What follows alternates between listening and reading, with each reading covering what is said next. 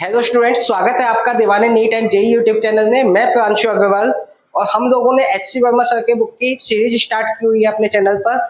आज हम उसका नेक्स्ट पार्ट लेकर के आ रहे हैं। वैसे तो डेली ही एक वीडियो अपलोड होती है, तो आज आपकी नेक्स्ट वीडियो है जिसमें हम क्वेश्चन नंबर चैप्टर 1 के क्वेश्चन नंबर 10, 11, 12 एंड 13 4 क्वेश्चंस को यहाँ पर डिस्कस करने वाले हैं।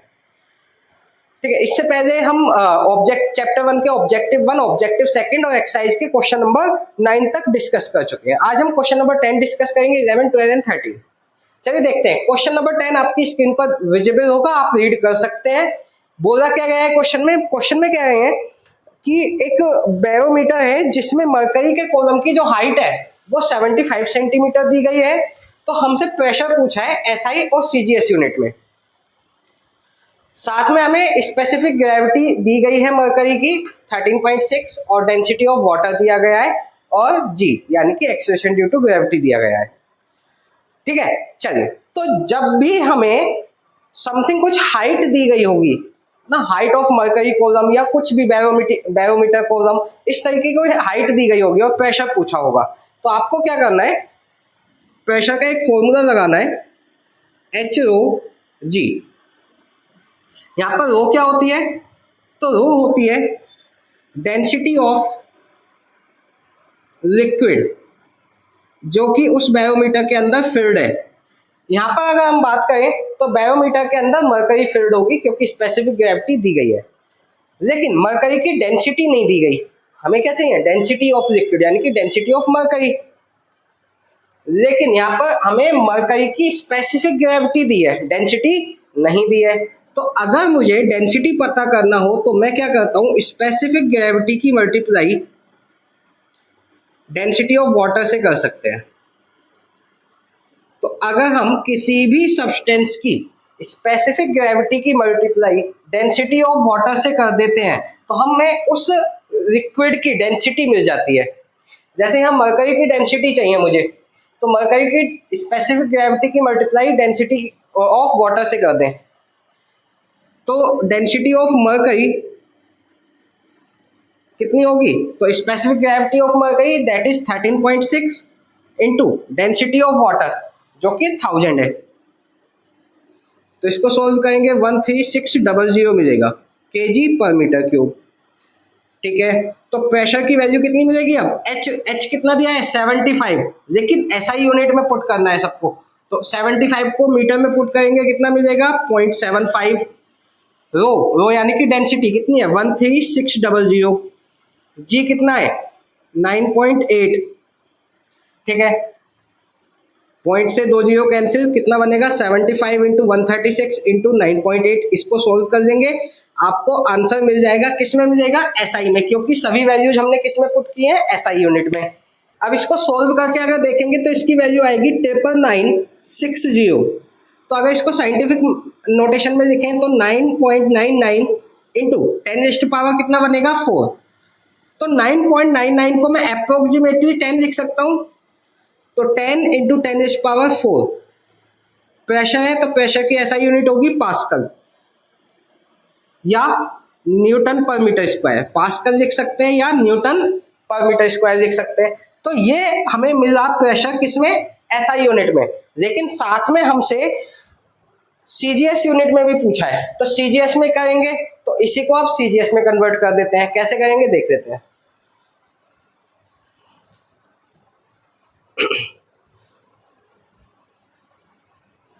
तो प्रेशर मुझे मिला है 10 इंटू 10⁻4 न्यूटन पर मीटर स्क्वायर।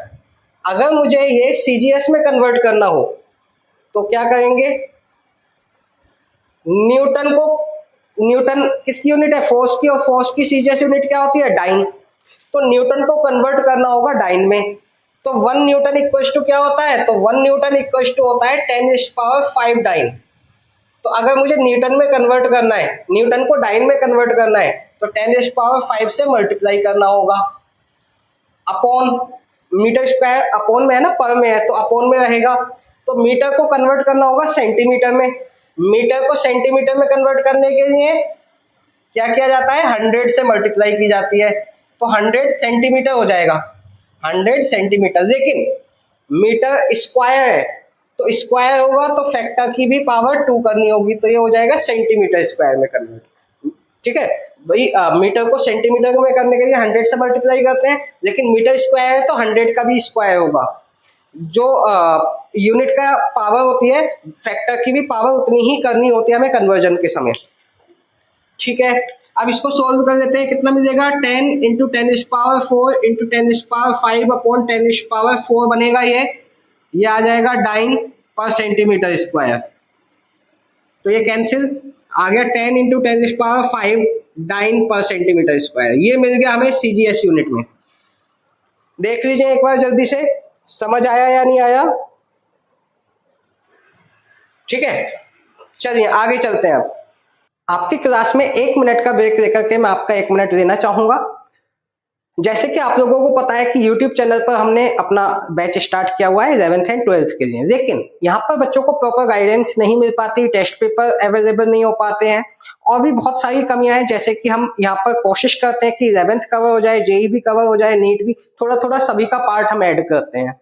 लेकिन अगर आपको प्रॉपर गाइडेंस के साथ अपनी प्रिपरेशन करनी है, चाहे आप क्लास 11th के स्टूडेंट हैं, 12th की, जेई या नीट की प्रिपरेशन कर रहे हैं, तो हमने इन सभी बैच कोर्सेज के लिए अपना बैच स्टार्ट किया हुआ है। बैच की डिटेल आप स्क्रीन पर देख सकते हैं। 11th एंड 12th के लिए हमने 5th में से बैच स्टार्ट करने जा रहे हैं, और जेई एंड नीट ड्रॉपर के लिए हम 15 मई 2026 से अपना बैच स्टार्ट करने जा रहे हैं। बैच में ज्वाइन होने के लिए पूरी डिटेल्स आपको स्क्रीन पर दी गई हैं, आप एक बार देख सकते हैं। मैं साइड हो जाता हूं। इसके साथ साथ अगर आप या आपके नॉन में कोई स्टूडेंट जो 6 से लेकर 10th तक है और वो बैच ज्वाइन करना चाहता है, तो हमारा एक दूसरा यूट्यूब चैनल भी है, आप हमसे डिस्कस कर सकते हैं उसके रिगार्डिंग, हम वहां भी आपको गाइडेंस प्रोवाइड करवा देंगे। दोनों ही चैनल्स पर बहुत रीजनेबल प्राइस पर पेड बैचेस स्टार्ट होने जा रहे हैं। आप जल्दी कीजिए, क्योंकि लिमिटेड कुछ ही शीट्स के लिए हमने एक वैलिड ऑफर रखा है। अगर उन लिमिटेड शीट से एक्सीड कर जाते हैं स्टूडेंट्स, तो आप वो ऑफर नहीं दे पाएंगे। तो अगर आप ऑफर लेना चाहते हैं और बहुत रीजनेबल प्राइस में अपनी प्रिपरेशन स्टार्ट करना चाहते हैं, तो जल्दी से हमें कांटेक्ट कीजिए। कांटेक्ट नंबर स्क्रीन पर विजिबल। हाँ जी, सो अब मूव करते हैं हम क्वेश्चन नंबर 11 पर। क्वेश्चन नंबर 11 में बोल रहे हैं कि एक बल्ब की जो पावर है वो 100 वॉट है, इसको एक्सप्रेस करना है सीजीएस यूनिट में। मतलब आपको वॉट में दी गई है पावर, अब इसको सीजीएस यूनिट में कन्वर्ट करना है, सीधी सी बात ये है। ठीक है, तो वॉट क्या है? एसआई यूनिट होती है। ठीक है, तो मैं वॉट को कितना लिख सकता हूँ? जूल पर सेकेंड। ठीक है, अब कन्वर्ट कर देते हैं, तो 100 इंटू जूल, जूल है एसआई यूनिट ऑफ एनर्जी या वर्क। इसकी सीजीएस यूनिट क्या होती है? तो जूल की ऐसा सीजीएस यूनिट होती है अर्ग, ERG। और अगर इसको कन्वर्ट करना है तो 10⁻7 से मल्टीप्लाई करना होगा। तो 1 जूल को कन्वर्ट करने के लिए 10⁻7 से मल्टीप्लाई करेंगे, तो 10⁻7 अपॉन, अपॉन में है सेकंड, ये आ गया अर्ग। अब अपॉन में सेकंड है, लेकिन सेकंड तो सेकंड में ही रहेगा, सीजीएस में सेकंड सेकंड ही होता है, सीजीएस में टाइम की यूनिट चेंज नहीं होती है। ठीक है, तो अर्ग पर सेकंड, तो कितना मिलेगा? 1 इंटू 10⁻9 अर्ग पर सेकंड आपको आंसर मिल जाएगा 11th क्वेश्चन का। ठीक है, समझ आया या नहीं आया? जल्दी से बताइए। 10⁻9 अर्ग पर सेकंड, क्लियर? कोई डाउट? चलिए आगे चलते हैं। सो अब डिस्कस करते हैं क्वेश्चन नंबर 12। क्वेश्चन नंबर 12 में बोला गया है कि एक जो फिजिक्स का पीरियड है वो 100 मिनट का होता है। तो बता, इसको, इस टाइम को 100 मिनट्स को आपको माइक्रो सेंचुरी में कन्वर्ट करना है। किसमें कन्वर्ट करना है? माइक्रो सेंचुरी में। जबकि आपको दिया गया है कि एक माइक्रो सेंचुरी के अंदर 100 इंटू 10⁻6 ईयर्स होते हैं। तो यहां से अगर मैं देखूं सबसे पहले कि 1 ईयर में कितने माइक्रो सेंचुरी होंगे, क्योंकि मुझे आंसर तो अल्टीमेटली माइक्रो सेंचुरी में फाइंड आउट करना है, तो मुझे ये देखना होगा कि कितने माइक्रो सेंचुरी बनेंगे। तो 1 ईयर में देख लेते हैं, तो 1 ईयर में कितने बनेंगे, तो इसको अपॉन में भेज देंगे, 100 इंटू 10⁻6 माइक्रो सेंचुरी बनेंगे। मैंने कुछ नहीं किया, बस इसको इधर लिखा और इस क्वांटिटी को अपॉन में भेज दिया। ऐसा कर सकते हैं? ठीक है, तो 1 ईयर इक्वल्स टू बनेगा ये 10⁻⁻4 रहेगा, ऊपर जाके +4 हो जाएगा, तो 1 इंटू 10⁻4 माइक्रो सेंचुरी। ठीक है, लेकिन अभी हमें पता लगा है कि 1 ईयर में इतने माइक्रो सेंचुरी होते हैं, लेकिन हमें पता लगाना है 100 मिनट में कितने होंगे। तो क्या करें, 1 ईयर को कन्वर्ट कर लें मिनट्स में, तो पहले 1 ईयर को कन्वर्ट कर देते हैं डेज में, तो 365 डेज, डेज को कन्वर्ट कर देते हैं आवर्स में, तो 1 डे में कितने आवर्स होते हैं 24 आवर्स, और आवर्स को मिनट कन्वर्ट कर देते हैं मिनट्स में, कितने मिनट्स होते हैं 60 मिनट्स। तो इतने मिनट में 1 इंटू 10⁻4 माइक्रो सेंचुरी बनेंगे।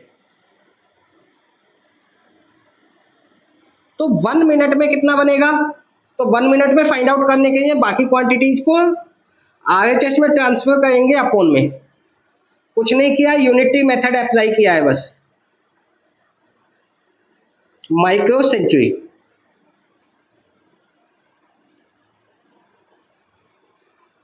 तो 1 मिनट में पता लग जाएगा, सोल्व कर लेते हैं इसको। सो इसको सोल्व करके मिलेगा 0.019 माइक्रो सेंचुरी। तो 100 मिनट में कितना मिलेगा, तो बोथ साइड 100 से मल्टीप्लाई कर दें, तो 0.019 इंटू 100 माइक्रो सेंचुरी, तो ये आ जाएगा 1.9 माइक्रो सेंचुरी। क्लियर हुई बात। तो 100 मिनट्स में कितने माइक्रो सेंचुरी बनेंगे, 1.9 माइक्रो सेंचुरी। क्लियर हुई बात, ठीक है।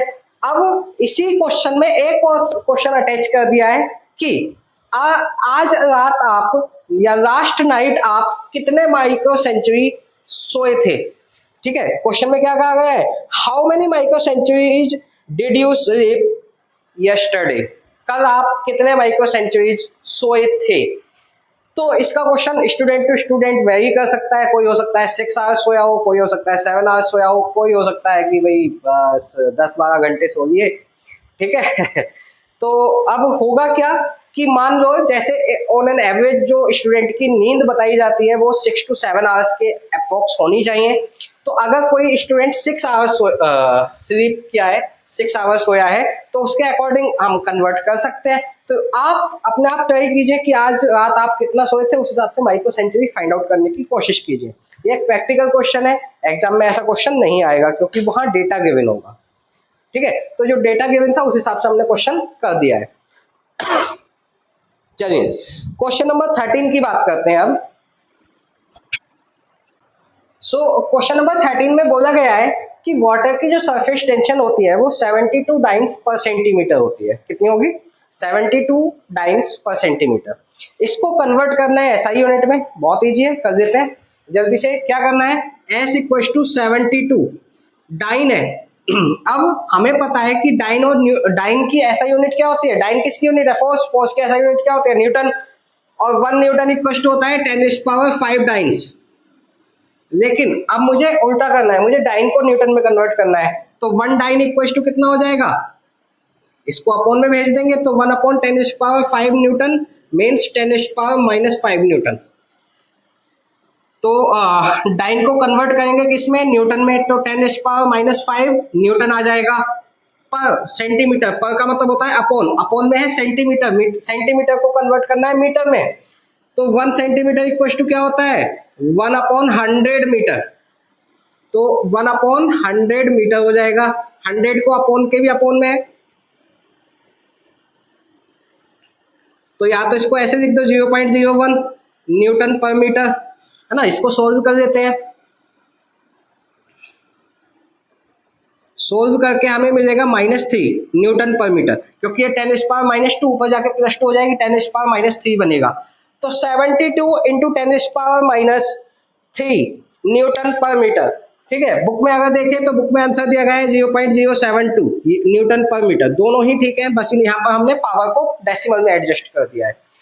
तो कन्वर्जन समझ आया, यूनिट कन्वर्जन। लास्ट 2 डेज से हम यूनिट कन्वर्जन वाले ही क्वेश्चंस कर रहे हैं। HC वर्मा सर ने सभी क्वेश्चंस बहुत अच्छे तरीके से अरेंज करके दिया है। सबसे पहले उन्होंने डायमेंशंस फाइंड करना आपको सिखाया था, उसके बाद आपको यूनिट कन्वर्जन ऑफ सिखाया जा रहा है, इसके बाद आपको एप्लीकेशंस ऑफ डायमेंशन सिखाएंगे, ठीक है। इसी तरीके से अगर आपको फिजिक्स में बहुत अच्छे से प्रैक्टिस करनी है तो HC वर्मा सर की बुक को कंप्लीट करना ही होगा। और अगर आप डेली 2 to 3 क्वेश्चन या 4 क्वेश्चन करके सोल्व कर पाते हैं कम टाइम में तो ज़्यादा अच्छा रहेगा। तो हमारे साथ इसी तरीके से क्वेश्चंस को डिस्कस करने के लिए जुड़ जाइए, चैनल को सब्सक्राइब कर दीजिए और फ्रेंड्स के साथ शेयर जरूर करना, वीडियो को लाइक जरूर करना।